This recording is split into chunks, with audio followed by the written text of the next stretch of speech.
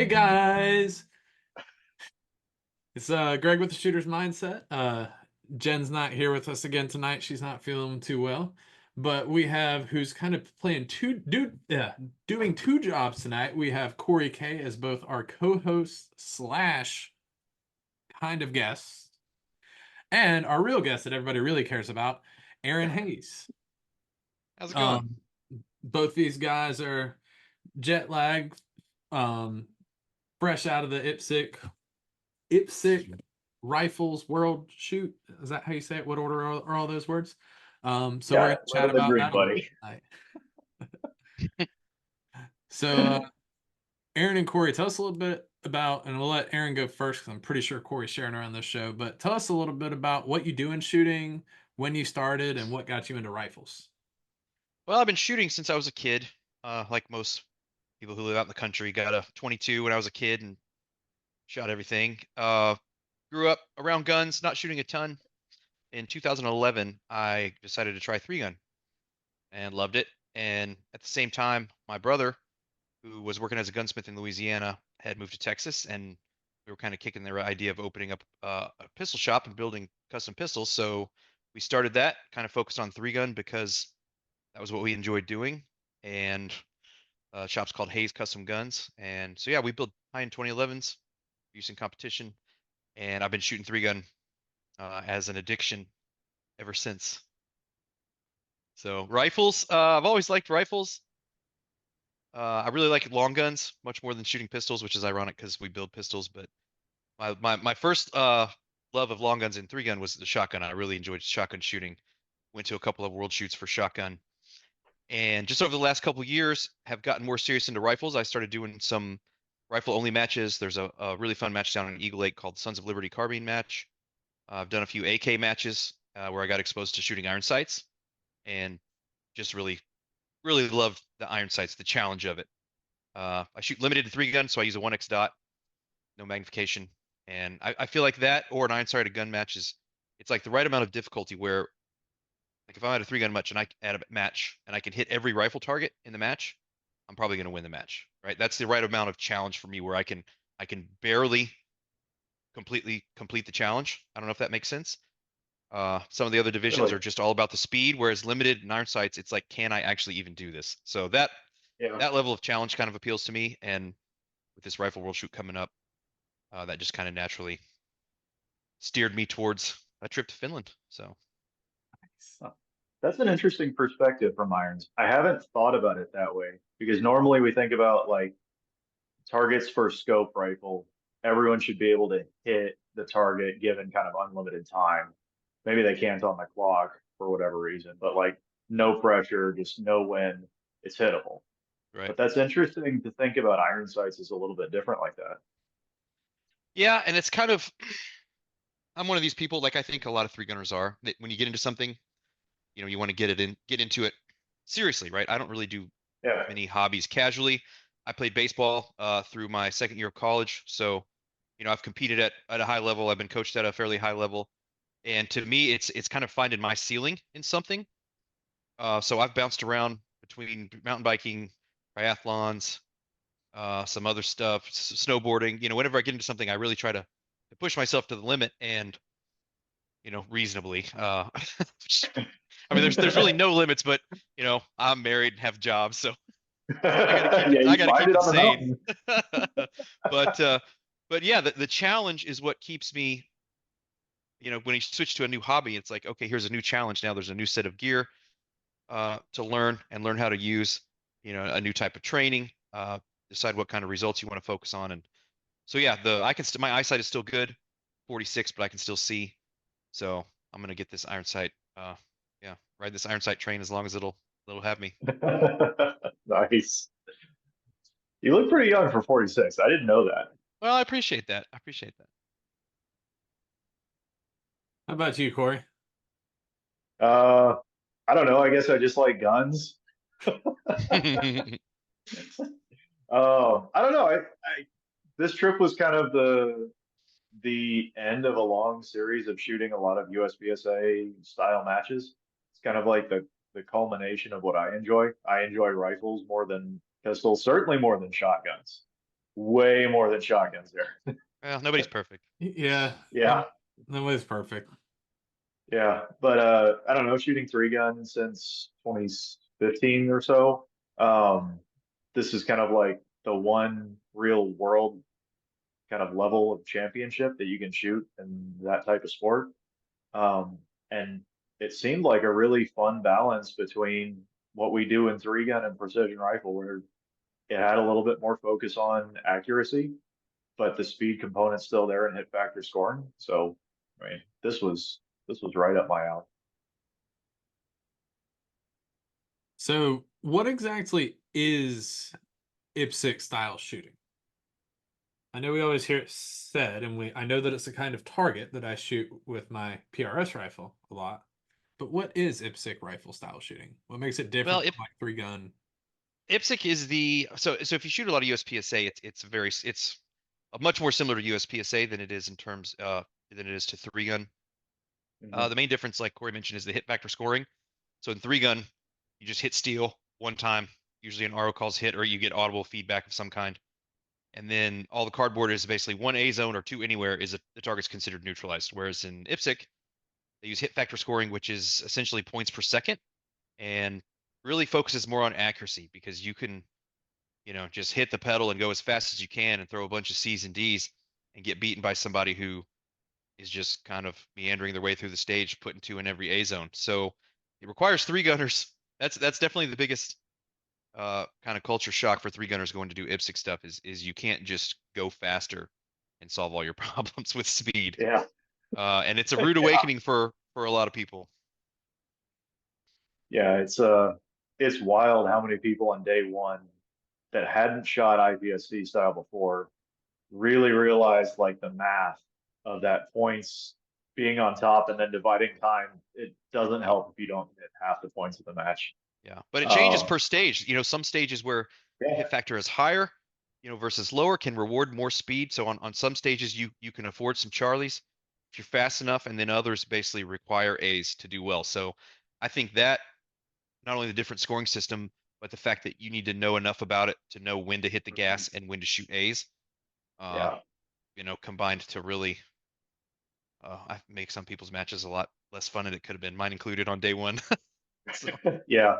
No, I mean, we got the opportunity to see some of the Finns shoot a semi long range stage. It was the one where you were on the platform and you shot five targets. hmm And I thought, like, okay, I'm going to get good hits and I'm going to do well. But like you're saying, the points divided by time, they shot it in half the time I did and just went for broke. And they destroyed us on that Yeah, stage. it almost doesn't matter what your score is if they're cutting your time in half. So Yeah. uh yeah, and then the biggest thing that was a change for me was the lack of feedback on the rifle targets. I mean, every few of the stages had a couple of steel plates that would fall and then self reset after like Right. 60 seconds. But when you're shooting at a piece of IPSC paper at 385 yards in the wind, maybe there's wind. Uh, Yeah. it, For some squads, there was it wind.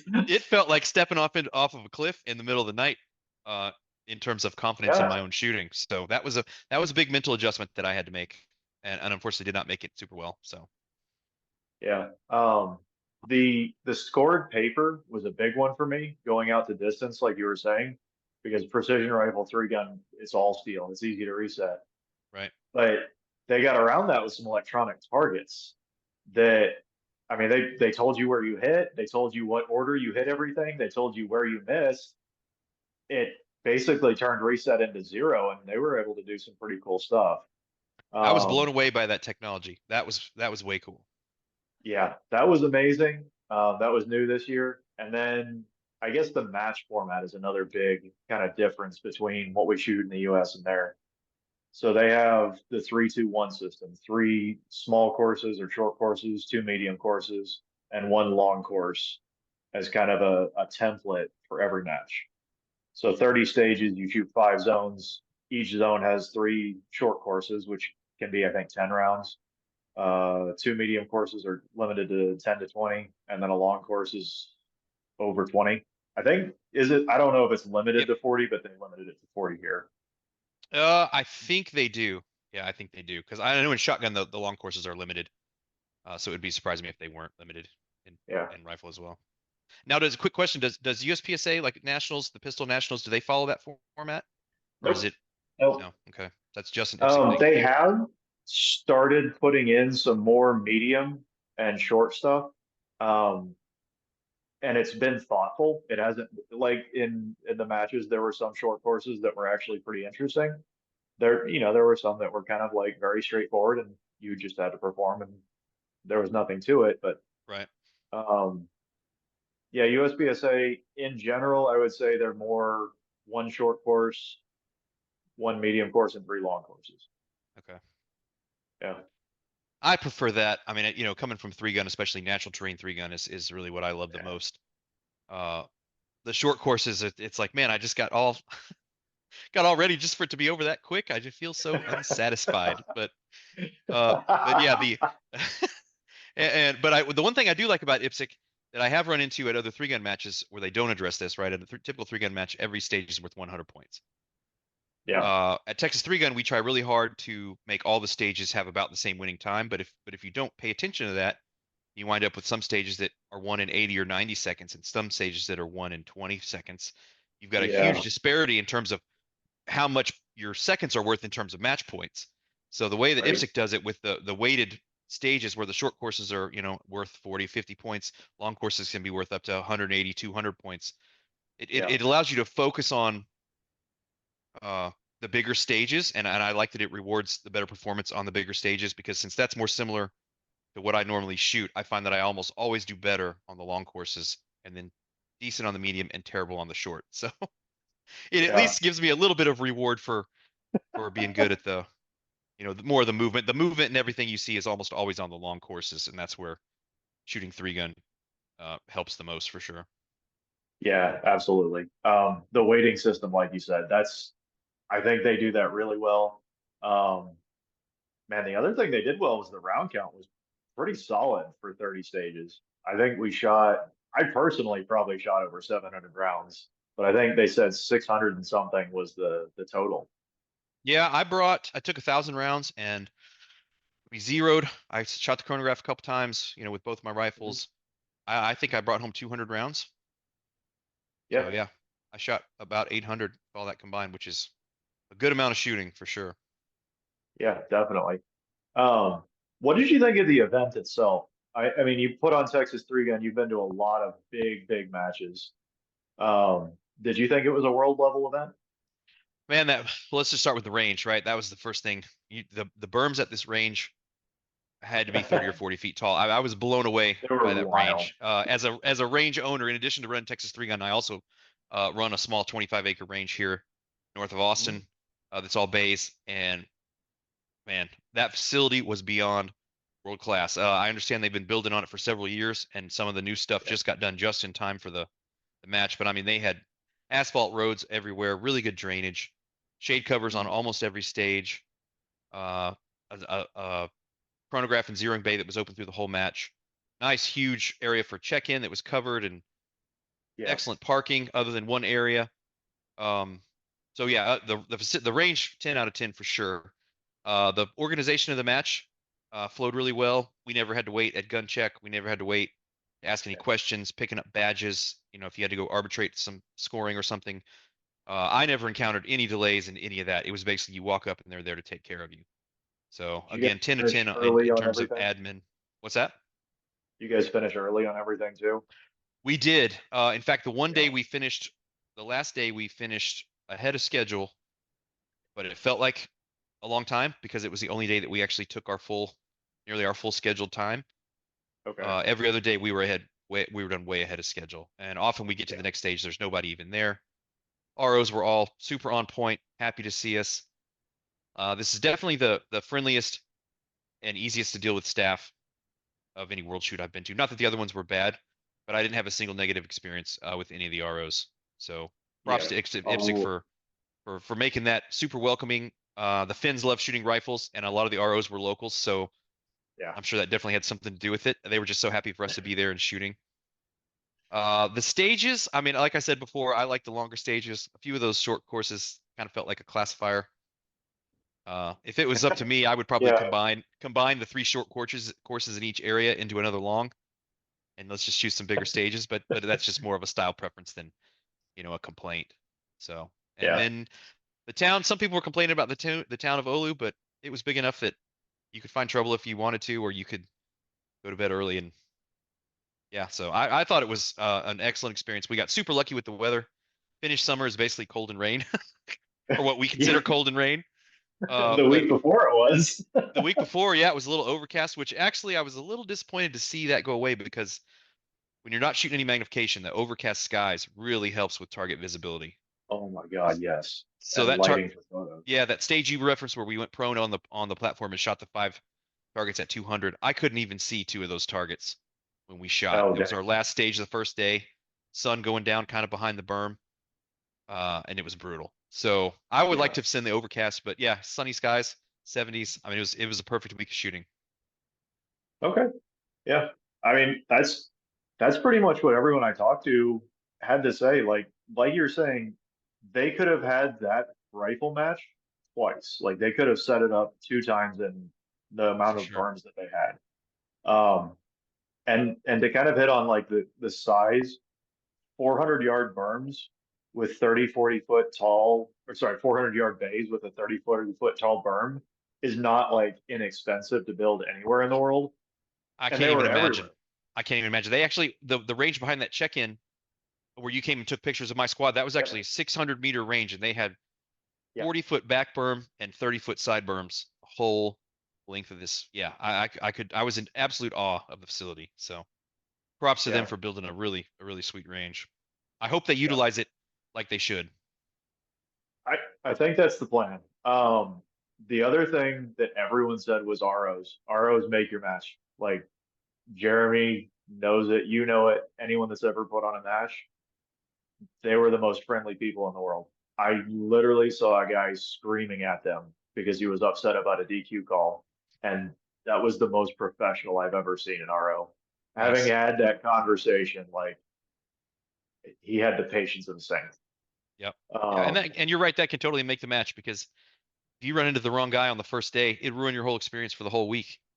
So yeah, props to them for focusing on that. And the closing ceremonies was amazing. The world shoot, it's only about half about the shooting. The other half is meeting new people and spending time hanging out, having some drinks in the evening. And the closing ceremonies, I think, is the best one I've been to, from schedule to plenty of seating for everyone, proximity to downtown, so it was easy to go find other stuff to do if you didn't want to have yeah. to drive. I really thought that it went well. Great MCs, uh, good stage setup. I felt like the closing ceremonies was Olympic level. It's kind of ironic that this was going on at the same time of the Olympics. There's a lot of parallels there. Yeah, that was something that I was thinking a lot about. Also, being on stage with the medal bearers was kind of intimidating. I don't know where they found the gorgeous women to do this. Like, there are these 3 beautiful gals just bringing the medals out. And you're like, where did they find this in the budget? But yeah, That's no, funny. the Olympics thing, a lot of guys were thinking about that, and I know a few that medaled were definitely thinking about it. It's really cool to be able to represent your country at the same time the Olympics are going on, whether Yeah. you're there or not. Like that was a really neat experience. So I know you did a lot of practice. I did. You practiced the right things.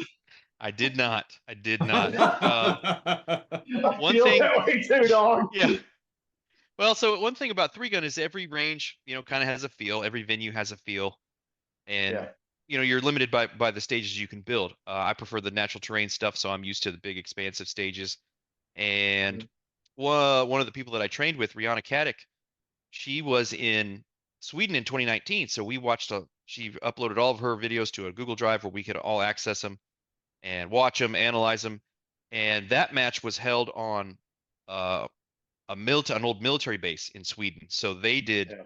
lots of outdoor stuff, some kind of unique target shooting, and not many of the stages were constrained by a typical traditional base. So what we Yeah. focused on a lot was running to a spot and then making accurate hits, and running to another spot and dropping prone and then getting back up, and Mhm. a lot of that kind of thing. And it turns out what I should have practiced was paper targets at 400 yards and swingers because What about there was offhand almost rifle? what's that? What about offhand rifle shots past 30? I mean, I did practice that. We did a lot of work on metal C zones at 70, 80, 100 yards. So I didn't have really Okay. any problem with the standing offhand stuff. What got me was the prone, on non-feedback targets at that distance. I mean, if you look in the Yeah. rule book, it references 300 meters. Well, the difference Yeah. between 300 meters and I think one stage had 340 or 50 meters. That's a big difference when you're shooting It's a big iron difference. sights. And about to 300 is basically a high hold, but once you get past 300 is where things really start to change. So I was unprepared for that, for going that far past 300 meters, and all the swingers just ate my lunch. So Yeah. So but you that shot can standard, which iron sights, right? iron sights. Yep, That's the big kind of thing. But you could use drum mags, yep. so Which you felt weren't limited to mag length. I felt guilty every time I clicked that thing in, but I felt great every time I clicked mine yeah. in. I think I lost mine somewhere there.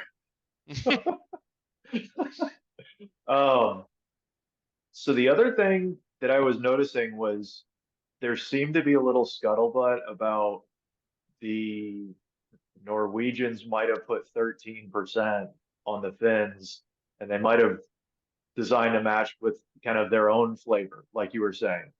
Um, there wasn't a lot of kneeling bipod for those of us in open. I think 3 stages legitimately I saw it used. Okay. Okay. Um, maybe one was a worse option in my opinion, the one with the 10 steel plates at like 50 to 70. Mm-hmm. Um, it definitely was not what I practiced. Mostly the offhand rifle. I was doing a lot of swingers, so that was fine. Okay. Faster swingers, and then swingers at like 100 yards, which that was super cool.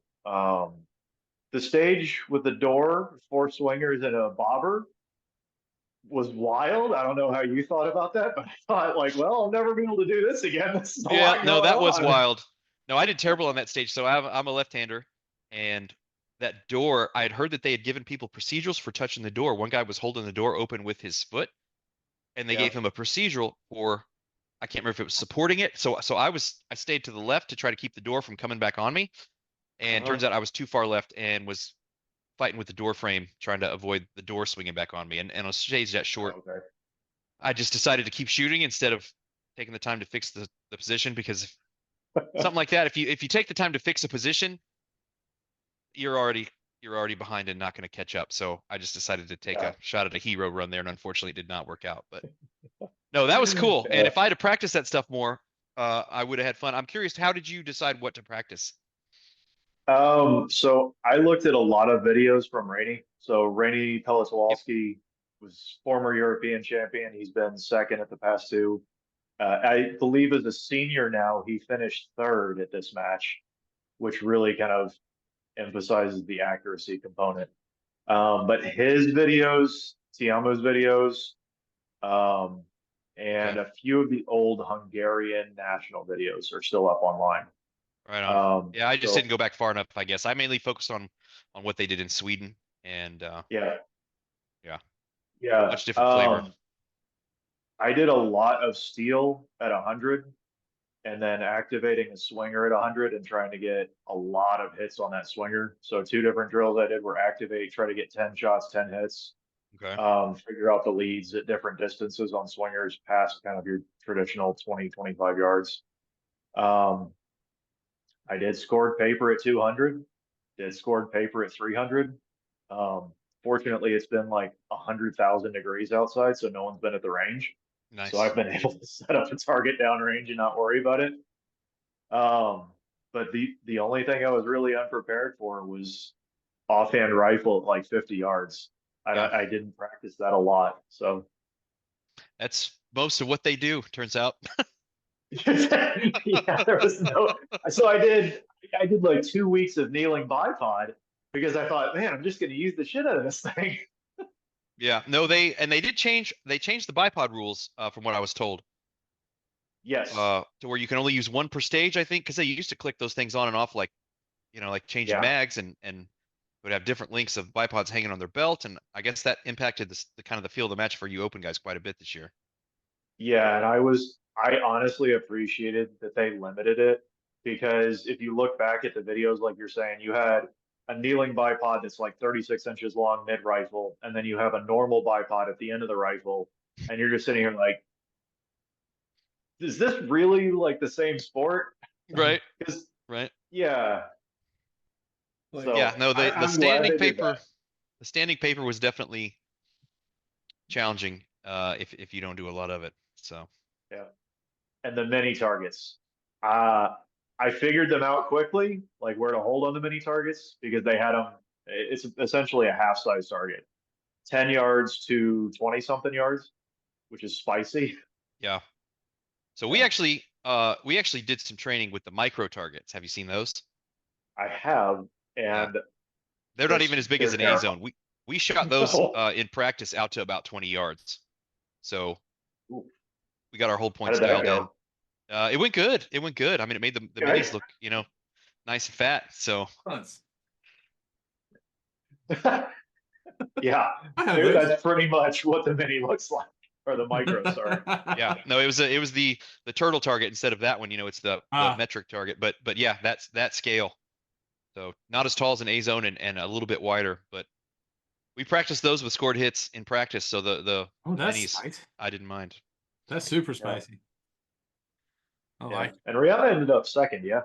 She did. She silvered in the ladies standard, also with iron sights, and then Yeah. they were able to capture the silver medal. Ashlyn Thomas is another member of that team, so her and I practiced a decent amount, and then Rihanna came. She's living in Florida now, but she grew up here and her parents are here, so she came in early July, and we shot nearly every day from about July 15th leading up to the match. And Nice. Living yeah, the dream. so What was your round count for practice? man, we were probably shooting at least 100 rounds a day. I've been shooting 100 rounds a Okay. day since for probably 10 weeks, more than that. So Okay. a lot, a lot. I went through about, I want to say 3,000 primers on my hand loads for my actual match ammo in Mhm. practice. And then I was practicing with some other stuff before that actually did not make power factor. So I'm glad I checked. Yeah. Did you also use 22 or 9mm in your practice or no? I built up a PCC that mirrors my match gun and everything, but barrel length it's 16 instead of 18, but same Yeah. stock, same trigger, same hand guards. ADM, I shoot for ADM. They make a PCC kit that's exactly the same in terms of look and feel as their 223 Mhm. receivers. So I was able to build a sweet trainer gun that I actually shot at your Rifle Arrows match, Okay. and it was really fun. So I did a little bit of shooting with that, but with the iron sights, the recoil impulse between a 223 and a 9mm PCC is enough that I kind of focused on the 223 and just try to keep it as pure as I can. Yeah, that was something I was gonna ask because they're they're very different. Um, I know a lot of guys, the timing kind of messes with them, how they're hitting closer stuff, Hmm. and then on far shots offhand, the recoil is, it, it, I don't know. I think it's still valuable. But I spent 22 time a lot more. I Yeah. focused more on that. I think that's probably what I do again. That's good to know because I have a couple of 22s that I intended to set up, but I was not able to get the configuration of the gun close enough to Okay. my match gun to be happy with mainly the weight. I like a heavy gun, so getting a Yeah. 22 to weigh the right amount, when you don't even have an optic on it, just iron sights, proved problematic. And finding a barrel that I would be able to put my front sight on, I need a 725 or 750 OD at the muzzle to use the sights I was using. So not a lot of Oh, right. 22 AR barrels with that sizing. So Yeah. You'd love the goofy thing that I did. So I had an ultralight barrel, like one of those aluminum shrouded things, mhm. but to get the weight right, at one point JP made some internal handguard weights. Oh, So I slid those bad boys inside. So nice. I took an ultralight and turned it into a heavy. Nice. It was close enough. Yeah, right. I got some weird looks, but It worked. If it's stupid and it works, it's not stupid. Bingo. I was hoping you'd say that. Thank you for validating me. All Oh right. goodness. So we're about at the midpoint of the show. Remember, if you're watching us live on Facebook, ask any questions you may have in the comment section of the video. We'll ask it live on air. Other ways you can catch us, you can always check back on the Shooter's Mindset Facebook page. The videos stay up there forever. And we usually upload to all the podcast apps the night after the show. And then finally, everything eventually ends up on the Shooter's Mindset YouTube page. So that's a great place to go look up past episodes. So, what are the rifle matches that you and Cory were talking about at Worlds?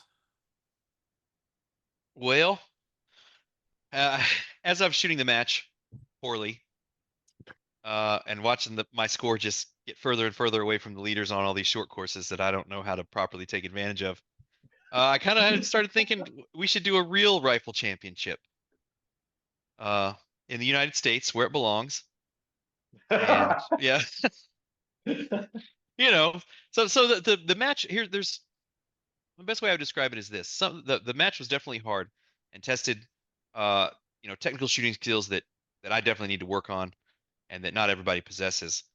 But some of the stages just felt like work. Uh, and I don't, I like it to be fun, and I just felt like the match could have been a lot more fun with some different stage design. And part of that's the 3-2-1. Part of it is their style. It's very hard for Europeans to shoot, these deadly assault rifles in the wild. Right. So they're very controlled by the law and the communities and kind of the impression of what they're doing. So they do a really good. They try really hard to make it look really safe. And in fact, the practice range we used, they have to turn in the number of rounds fired at the range each day to Oh their yeah. environmental control agency. So he was asking us all how many rounds we were going to shoot. And so it's not as easy for them to just go run around in the woods and do what we do at our natural terrain 3-gun. So, it's not a knock on the match. It's just different styles. And as they say, styles make fights. And I was the wrong style for that fight for sure. Um, but like I've mentioned before, I've been shooting some rifle only matches for a while now, and I really love them. One cool thing about the AK matches and these single gun matches is they attract a different crowd than we typically see in 3-gun. The AK Yeah. crowd in particular, and those guys are wild. I mean, it's a totally different culture. They love the Yeah. guns. They love to party. So I think a rifle match, if marketed correctly, could really kind of cross-pollinate from several different groups. And if you were to just ask me to describe what a dream match would be, it would be something where the three gunners who like to run and gun, the AK guys who love their guns, maybe aren't quite as serious about the skill-based performance as much as the overall experience. And Send it then lead, baby. and then the precision guys could all come together and have a part of that match where all of those groups feel like there's something in their wheelhouse. Because as somebody who likes to shoot different disciplines, uh, it's not as fun when you go to a match and you just suck at the whole thing. Uh, so something where you've got different things to offer. Let's have some 3-gun style long range natural terrain. Let's have some IPSC style technical stuff. Let's have some par time or some Virginia count, hard targets for the PRS guys or know your limits, stuff like that. And then just have some just in your face run and gun, for the AK guys down at Kalash Bash. I don't know if you guys are familiar with that match, but it's Yeah. the most basic, from a 3-gunner's perspective. The stages are basic, they're close, but Yeah. it's just so much fun to just literally stomp the pedal and hold it to the floor for the entire stage. And so I think if you had a match that could combine all of that into 12 stages over 3 days, call it the real World Rifle Championship. I think there's definitely a market for that. Yeah. When you were talking to me about that, I was just thinking this could be a whole separate series. This could be everything building up to that style of match. And to see, call it 6 matches across the country a year and have a real championship where whether it's a points race, whether it's just local stuff, anything to get more rifle shooting, because I think you're right. I think there's a market for it. I think dudes love rifles. They might not all necessarily like shotguns, but pretty much everyone loves rifles. I'm sorry, I'm speaking from my heart here. Oh, I love them too. No, There's very few people that don't like shotguns, and the ones that don't are really weird. yeah. No, you're right. I mean, all these pictures of the founding fathers that we see, those guys are holding rifles. They're not holding pistols or shotguns. So I it's feel like Charlton there's a Heston. little start Charlton going on. Charlton Heston didn't hold up a pistol over his head.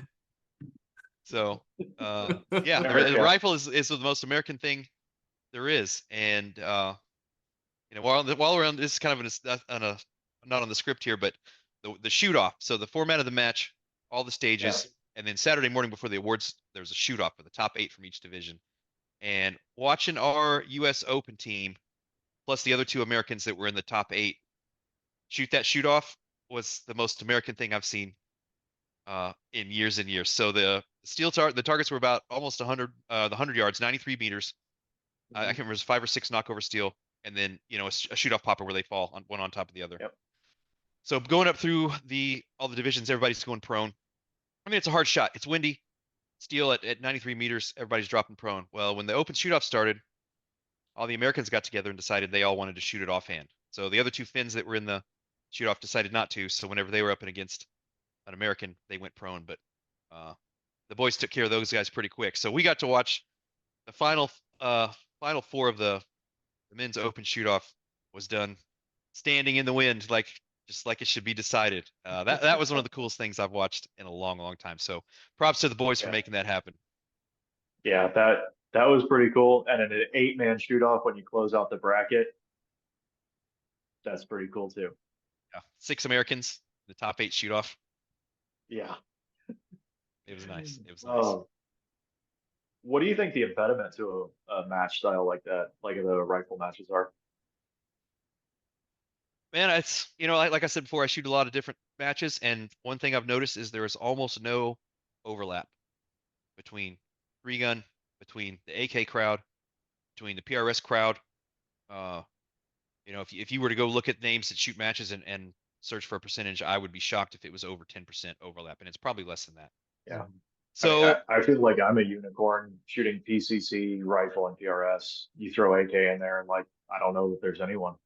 yeah, and I think it's because there's enough to do there that most people don't have the need to branch out. I mean, if you're an AK guy, there's 5 or 6 really awesome AK matches. Obviously, PRS is booming right now. So there's enough to keep you busy kind of in your own little preferred corner of the shooting room that there's really no need to branch out. I would say lack of a governing body. And don't interpret this as an advocation for a governing body, because that brings its own set of problems. Well, I was going to bring up USPSA. Yeah, well, it's the problem with USPSA mainly is they are just too focused on pistol, and I don't really know why that is. I don't know enough about the history of the organization to know why 98% of their members are only pistol shooters. I think with the right amount of marketing, single gun matches could be huge, because shotgun and rifle are as big as pistol, basically everywhere but the United States, in terms of IPSC. Right. Yeah, I don't really know. There's just not a match that exists that brings all those styles together. I think if you could market that and let people know, hey, there's something here for everyone. There's going to be stages you're going to do really good at, and there's stages that are going to challenge you in a good way, right? It's still going to be fun. Just because you're not any good at it, it can still be fun. And I think that's the biggest difference, with the stages at the IPSC match, where it kind of felt like work. Like even if I was good at it, it still felt like work. Whereas we try to build stages, for instance, Texas 3-gun, where even if you time out on every stage, you're going to have a blast. Yeah, you'll still have a smile on your face. Yeah, so I think if you frame it that way and say, hey guys, just because you're not a PRS guy, you're still going to enjoy the PRS style state shooting we have here. I think that would be a winner. And there's enough existing matches between the tactical rifle crowd and the AK crowd and the PRS crowd that you could probably even, like you were saying, like a point series that leads up to like an invitation. You probably wouldn't need to run a bunch of new matches. You just go find guys who run matches, and I can say, hey, Cory, absolutely. We want to do this. Can I use scores from your match, and would you mind promoting it? I think there's enough events that would be open to that the series is basically waiting for us. We just have to. Guys like Mike Sexton be all over that. Absolutely. But like you were saying with stages, if you design a stage that you think is fun and that other people have fun, it's probably going to turn out to be a good match. Like you brought up our match. I'm not saying we hosted it because I was going to Worlds, and I'm not saying we used all IPSC targets because I needed to focus on aiming. Um, but it seemed to be a pretty good balance where the AK guys competing against the AK guys still had plenty of fun. Yep, You shot irons. I mean, I did. I don't know if there was a target that was unhittable for irons. Maybe they weren't hard enough compared to what we shot this past week. I mean, I think some of that stuff, they had how many ROs run every stage? 4 or 5 ROs resetting targets. Yeah. Matches here where you got shooters resetting, and obviously it was 100 degrees that day. You're somewhat limited by logistics. Yeah. But no, that match was a hoot. I mean, I shot it morning and afternoon, uh, and was sorry to see it end. So no, that style, the kind of the Kalash Bash style, that's kind of what Kalash Bash feels like. The Sons of Liberty match down in Eagle Lake sort of feels like that. They have some a couple longer distance stages, but it's a lot of short range stuff. Combination of speed, weird positions, tight no shoots. Yeah, it's about as much fun as you can have with guns. Yeah. So I know you don't necessarily advocate for a governing body, but do you think there's a benefit for having one? And that's a tough one. I mean, obviously USPSA has been around for a long time and Yeah. has generally been considered successful, by most people. I don't know how closely you follow what they're dealing with right now internally, but that notwithstanding, it's been done pretty well. IDPA does well. Steel Challenge Right. does well. The advantage is a continuity of marketing, right? You've got one larger organization pushing multiple matches, not just one event, right? Like I run Texas 3 Gun. That's the only match I really focus on marketing at all. Right. So there's no mutual advantage between all the Outlaw 3 Gun matches marketing for and with each other because there's no umbrella over them all like USPSA or IDPA has. So I think that when utilized properly can be hugely effective. People also like a ranking or classifier system. I Yeah. think that's one of the biggest things that IDPA and USPSA have going for them is you can go shoot a classifier. Some places they do all classifier matches, and within a few matches, you'll know exactly where you stack up against the best people in the whole world on those exact stages. So 3 Gun Nation, tried to do that, and people seemed receptive to it. 3 Gun Nation had its own set of problems, which is no point covering here. But yes, a Yeah. governing body, when implemented correctly by people who know what they're doing, is definitely beneficial, in my opinion. It's just a matter of finding one and finding people This who are capable of doing it. Yeah, so this kind of gets into the technicalities. Like IPSC, the slots for the match are distributed to USPSA. Do you think so? If done correctly, do you think USPSA could really distribute like a rifle slot to rifle shooters? Because this time they used multi-gun, which they worked with what they had. Mm, They used a rifle stage from multi-gun nationals, but there were kind of questions about shotgun and pistol competition being involved in the rifle yeah. selection. So did they wind up using Um, that stage? Because they announced it like a week they before the use, match, and myself and a few other people kind of raised some hell online, and they were like, "Oh, if this is just a test run." yeah, they included it in the weighting, but it was multiple matches. So they asked, I think, for 3 total matches, and they included that stage. Okay. Yeah, No, I think they definitely could. That's the way it should work. That's the way their rule book says it should work. But if they don't have people who will A, run an all rifle match and B, participate, it's hard to yeah, fault them if when they try to do it. I don't know that USPSA has ever tried to do it themselves. There was a match in North Carolina that they had agreed to use as a classifier that Donnie Flo yeah. was going to run. I Donnie heard it Flo was a down at great Tar match. Heel. Yeah, Yeah, but the turnout was not, I don't think what they were expecting. And I wound up not going because turns out that match was after the selection deadline for team members. So, oh, you know, when they USPSA tried. and they get They together and tried say, "Hey, real hard this time. we're gonna have a match in March to determine the teams," and then you get a call on January 3rd saying, "I need to know whether you're on the team or not in 2 days because we have to pick." That Yeah, it's just not like, high on their priority list. And if they don't have a bunch of rifle shooters yeah, demanding it, it's hard to point the finger at just USPSA and say this is your fault. yeah. So And I think that's a point that was brought up when I had some conversations with them about like, yeah, we would love to be able to use these rifle matches, but there's not rifle matches that follow USPSA rules. right, And so it's kind of hard when you're not doing it. Yeah, I But think. Go ahead. I think the big benefit, like you were saying, was knowing what you're getting into, knowing the rules. The downside is you can't do some of the fun stuff. Like some Right. of the things you guys do at Texas Three Gun, the rifle swinger at what was it, like 100 yards, 75 Mm, yards? Yeah. I mean, Jeremy Moore is the only one that's done that. yeah.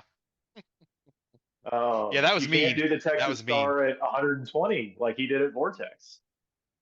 So there's a lot of things that I think they can do well, and I think would be beneficial for the community. And it doesn't Right. have to be USPSA. It could be in another organization. Right.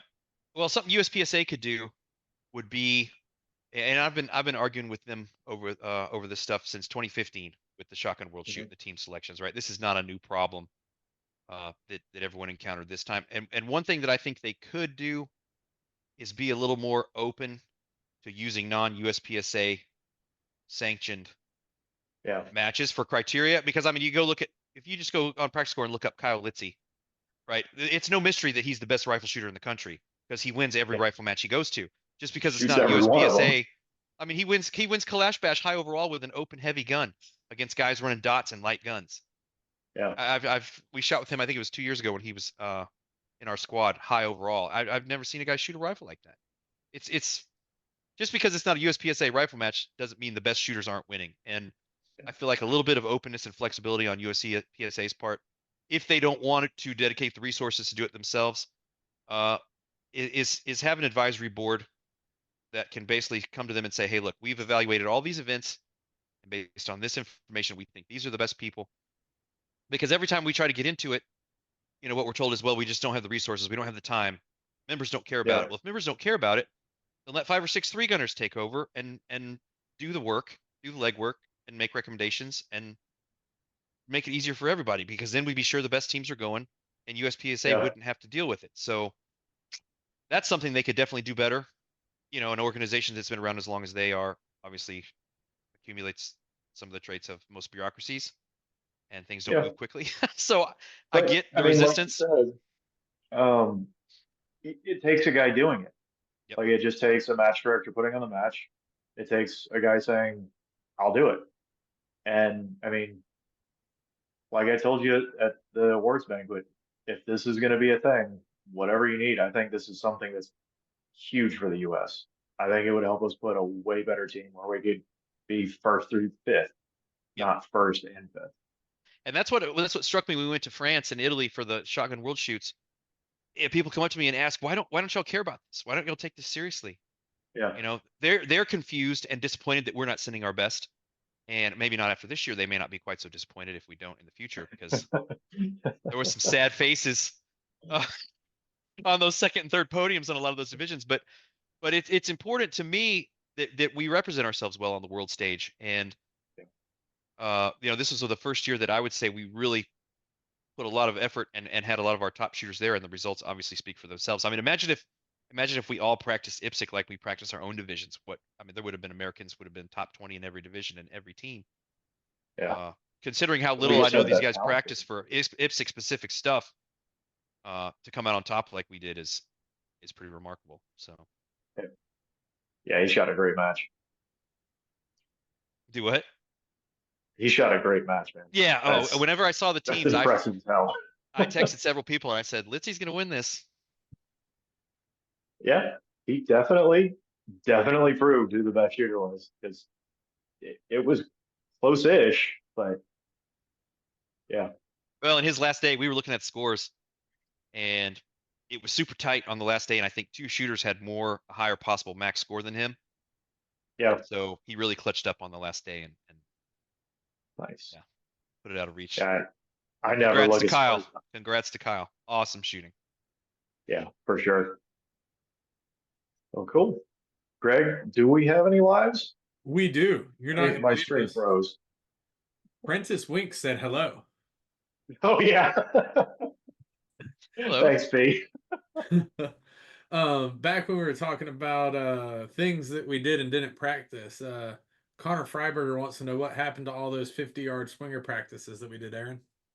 I mean, we did practice some, but not near enough. Not near enough. So yeah. And he also wants to know, did y'all use different ammo types for different distances or the same ammo for the whole match? Same Yeah, ammo I for the did. whole match for me, which was a mistake.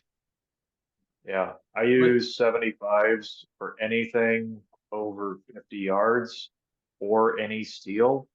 So Federal American Eagle, and then 50 grain varmint loads, the Federal like 3,400 feet per second things, for any all paper stages. And that was awesome. Those sound Um, they're a riot. That compensator at the end of the gun really hurts under a table.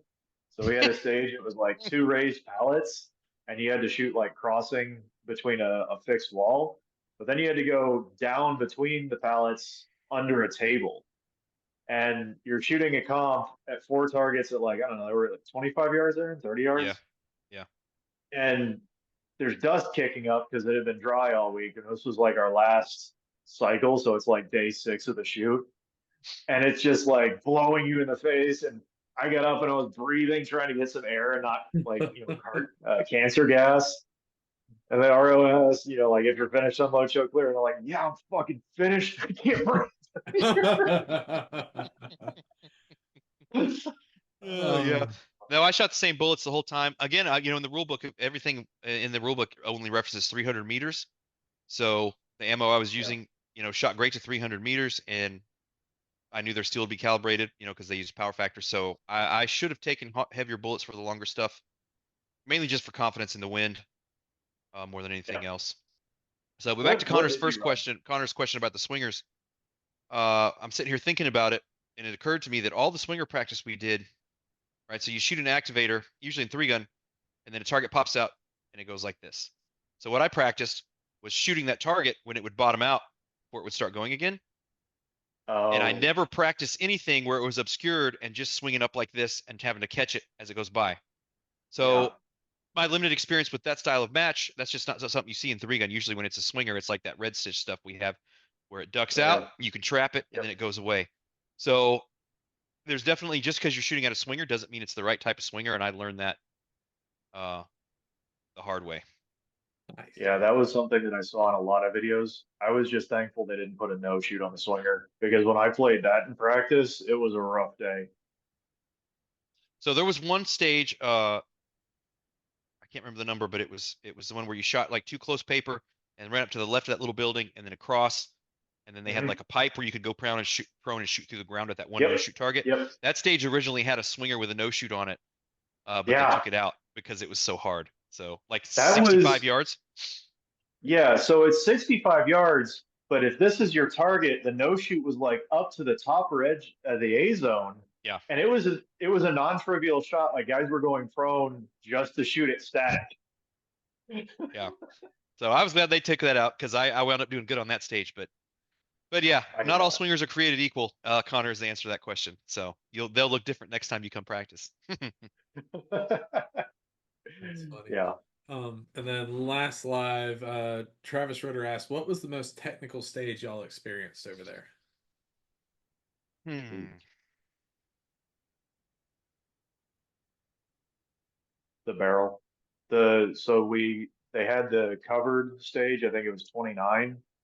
You had the four targets, four paper off a barrel, like a blue barrel that was sideways, two prone positions, and then a rooftop. But the targets at the barrel were at like 65. The two prone positions, you had one steel and three or four paper at 300 yards. And then off the rooftop, you had something at like 110-ish, another four paper targets. But a lot of guys hadn't shot off a barrel with a bipod or just supported at all. And a lot of guys hadn't thought about the 300-yard steel and how it related to the paper. So I think the optimal game plan that we came up with was shoot the steel, make sure your hold's good, make sure the wind's good, then go to town on the paper. And then going off the rooftop, you had to kick off a bipod because it was at an angle and your Tough bipod angle. could hit the wall and interfere. So like that to me was a really big combination of things that you had to be able to shoot off a weird prop. You had to be able to know like there is an optimal plan with the steel and paper, and you had to be able to like be hitting all these A's off a rooftop too. Yeah, and that was a long stage, so it was worth the most points. So Yeah. if you know, if you kind of failed on that one, it was quite punitive. Yeah, I would say there was one. It was a short course, but it was the one where you shot a popper, and it caused a pop out swinger. But then Uh-huh. it started another rolling target that you only had a certain amount of time to exposure to, and you had to move to get to it. So you shoot the popper, you get like 2 or 3 swings on the Yeah, yeah, swinger, yeah. and if you Yep. weren't sure, you could see that one that was on the roller at rest, but you could only see like the top 3 inches of the target. So that Yeah. one really kind of was a mental challenge because you did not have the time to just stand there and wail away on that swinger until you were sure you got good hits. Yeah. Uh, Otherwise you had a super tough shot, and that stage forced you to stand, and that was like 65 meters on basically the top 3 inches of an IPSC target. So that one I would say forced you to perform well on the first couple of exposures. And fortunately, I was not having a good day when I got to that stage. So yeah, that one kind of Yeah. discombobulated me mentally because of that. Yeah. I think that one for us, we were talking, seeing it in the walkthrough, you have plenty of time. Just keep in your mind, you have plenty of time because once you move, you had a second or two to catch that mover. And it's not the hardest mover at the match. It wasn't four targets with a no shoot going at Right? mock moose The Moose. that half the American team zeroed, by the way. What a great stage. That was a hoot. That was a hoot. No, no, that stage was not great. I got two What? no shoots. I got a whole bunch of A's, but it ended up not like, I think I got like a one hit factor or something Yeah. stupid. Yeah. Yeah. No, that stage was beautiful. I thought because you could uh they have something called no penalty mics, which is Yeah. basically bonus points. So the Bonus only points. target you would get penalized for not shooting was the bobber at the end, Yep. which is part of the strategy involved. So you could choose to shoot just the front and back target on the moose and take the no shoot Yep. completely out of play, and then be ready for that bobber. And you're not going to win the stage because somebody's going to put together the hero run, but you could definitely damage control on that. So I really like that stage because of how many different options in terms of how you approach it. You can go for the hero run, you can go Yep. for the super safe, uh, you can try to get some easy points. Unfortunately, I went for the hero run, and it almost. But anyway, Yeah. We shot that as our second to last stage. And the RO looked at me and he goes, "Do you want your ego to hurt?" Like, yeah. no, I'm pretty sure I popped a no shoot. I don't think I need an ego check. Oh my god. Ramey called one delta on this. He was upset. So the guy that got third place, like this dude practices this a lot, Yes. gets all alphas on that stage and one delta, and he's upset about it. Wow. Yeah, so that's actually a pretty common target in that part of the world, the moose target. Yeah. I assume that's roughly the size and speed of a running moose. Otherwise, why would it be called that? But I'll tell you what was the coolest thing about that stage was that target actuator. I don't even know if you noticed it, but he just had to press a button and that thing would move forward Yes. and back. Yes, that was very cool. They've got more money invested in their targets. Did you see the price tag on those electronic paper targets, by the way? I did, and I Yeah, realized, wow, if they hadn't been donated, this would have been a different match. So right. I'm really glad they donated those. Yeah, the special they had posted at the Chrono Bay was 3 for 20,000 euros. Yeah. So Now, to be fair, used properly at a facility that can utilize something like that, like I mean, snow, right? It's yes, frozen 6 months out of the year. They can utilize those, and a lot of guys can come out and shoot when it's not shooting season. So I those were really cool targets.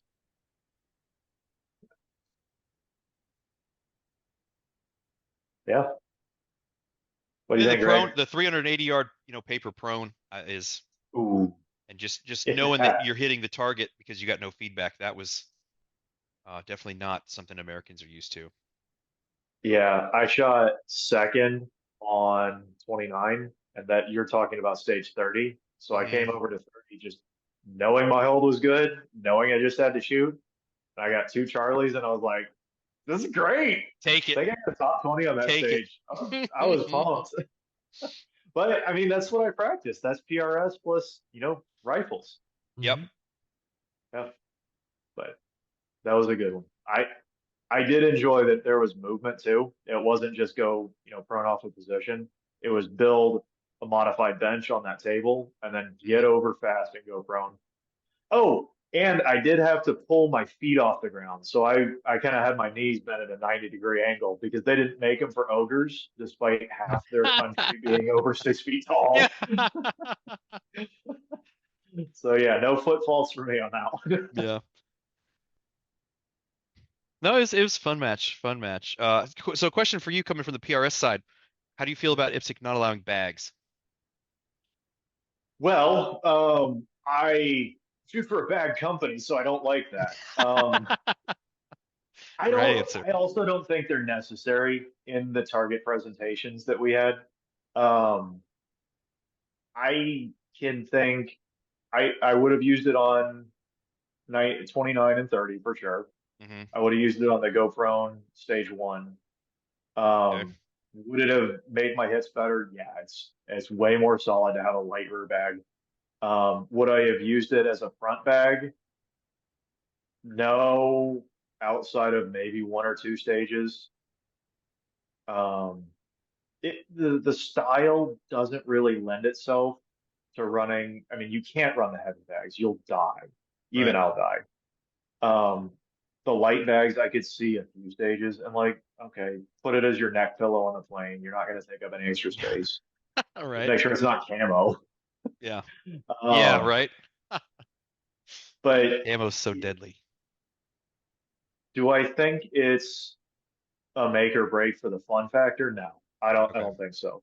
Do I think it's something extra that is a useful tool in the right circumstance? Yeah, I like that more than the kneeling bipods, to be honest. Okay. The kneeling bipods, I get that they're a huge thing in hunting, kind of like the shooting sticks for coyotes. Hmm. Um, I just 36-inch bipod that costs $1,000. Right. Not my favorite thing to bring across the world. Right. Right. No, I just asked because Texas three gun with all the bags and tripods and everything everyone's using. We sometimes will build a stage with Yeah. that in mind, like, hey, let's give the open guys a chance to use all their stuff. Hmm. Uh, just because I know that it's you have all this stuff, you want to at least use it occasionally. So, Yeah. And I think the yeah, last two times you've integrated a tripod with a bag stage. And I think yep, that's cool because it does expose the other shooters to like how useful that can be for other things in their shooting, yep. like No, from hunting. a hunting, from a practicality standpoint, man, that bagged on a good tripod is about as solid as it gets. Yeah, you're off all the grass in Texas. You get a way better shot on coyotes, pigs, whatever. Yeah, I hope you do it again. Well, I think so. Vortex continues to be a huge sponsor of the match, so as long as they keep sending us tripods, we're gonna keep shooting them up. That the one we used in that match last year was getting some frag off of one of the shotgun targets that we didn't realize until we noticed one of the legs was starting to go. But Okay. it lasted the whole match no problem and was still fully functional. But man, Vortex's warranty is just beyond anything I've ever experienced. Even on stuff they donate to matches, they replace. So huge props to Vortex for all their support. Yeah. And yeah, we love using their stuff. Yeah. Integrating Seeing into the match them like take that. care of Jeremy when he burned his truck down. Yep. Never forget. Well, cool. Well, let's wrap it up with shout outs. How do you want to shout out, my man?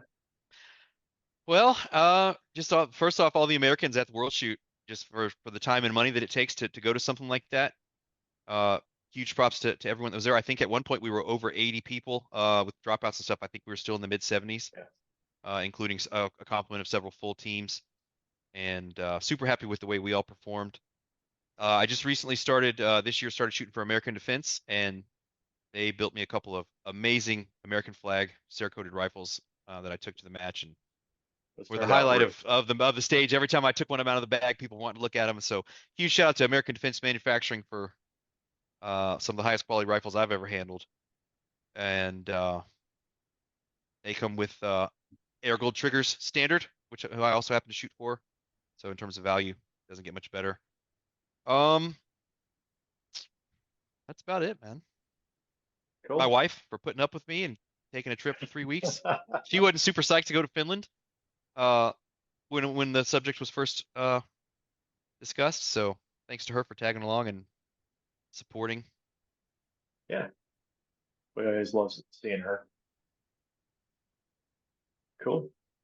Well, Greg, I'm just going to shout out the ROs and all the new friends. Um, you don't really get the perspective of how many people you'll meet and how friendly everyone is, but you do come away knowing like gun culture is the same everywhere. You Mhm. can leave your car unlocked, you can leave your rifles out.